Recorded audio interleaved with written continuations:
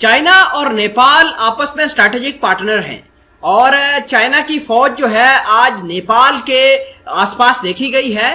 और आपको यह भी बता दें कि कहा यह जा रहा है कि चाइना ने नेपाल की सरहद के अंदर कुछ चेक पोस्ट कायम की हैं, कुछ फौजी चौकियां बना ली हैं, इसके अलावा कुछ बाड़ लगाई है, यानी जो फेंस जिसको कहा जाता है वो लगाई गई है। इससे भारत बहुत चीख रहा है।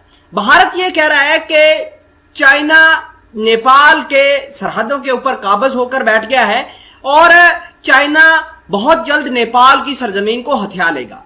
तो इस हवाले से खबर लेकर सामने आया हूं। आपके छोटी सी गुजारिश है कि आप हमारा YouTube चैनल हसना टीवी को सब्सक्राइब करके पास मौजूद घंटी के निशान को दबा लें ताकि लेटेस्ट न्यूज आप तक बर वक्त पहुंचती रहे। नाजरीन इकरामी, भारत और नेपाल के दरमियान टसल थी और यह टसल 2019 के अंदर और 19 और 20 के अंदर जारी रही, जब इनके prime minister KP Sharma Oli थे।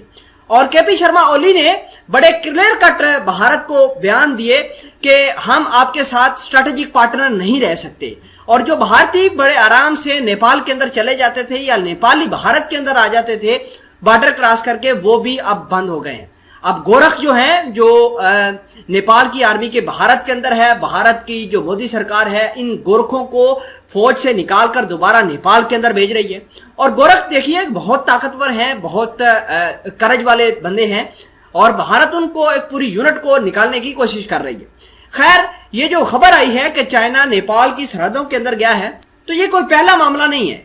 नेपाल चूंकि चाइना का स्ट्रैटेजिक पार्टनर है और इस वजह से बहुत सारे चाइना के जो चेक पोस्ट हैं वो नेपाल की बॉर्डर के ऊपर हैं। ये वाकया केपी शर्मा ओली के दौर में शुरू हुआ, जब नेपाल को इस बात का डर था कि कहीं भारत नेपाल के ऊपर हमला ना कर दे। उसके बाद नेपाल के जो प्राइम मिनिस्टर थे केपी शर्मा ओली, उन्होंने चाइना के सदर जी जिनपिंग से मदद की अपील की और उसके बाद चाइनीज सदर जी जिनपिंग नेपाल के अंदर गए भी थे। उसके बाद चाइना ने अपनी फौजी जो लॉजिस्टिक थी वो बॉर्डर के ऊपर तैनात की। तो आज भी ये मामला चल रहे हैं और वक्तन फवक्तन चलते रहे हैं। और आपको ये भी बता दें कि भारत को इस वजह से तकलीफ है क्योंकि भारत अब चौतरफा तरीकों से गिर गया है। इधर पाकिस्तान ने भारत को एंगेज करके रखा है, चाइना ने एक लंबे बॉर्डर जिसकी तकरीबन 23-24 हजार किलोमीटर भारत और चाइना के दरमियान बॉर्डर है, वहां पर लद्दाख के अंदर भारत को कंटेन करके रखा है। और इसी तरह नेपाल के अंदर भी भारत को कंटेन करने की कोशिश की जा रही है और भारत इसी वजह से चीखे मार रहा है। भारत इसी वजह से कह रहा है कि नेपाल को चाहिए कि होश के नाखुन ले, नेपाल को चाहिए कि चाइनीज फोर्सेस को बाहर निकालना शुरू करे, नेपाल को चाहिए कि आप भारत से मदद ले, चाइना से मदद ना ले। इस तरह की बोंगियां अब भारतीय सिक्योरिटी फोर्सेस मारना शुरू हो गई हैं और भारत ने यह मामला अपने जो इत्तेहादी मुल्क हैं जैसे कि अमेरिका, उसके साथ भी उठाया है।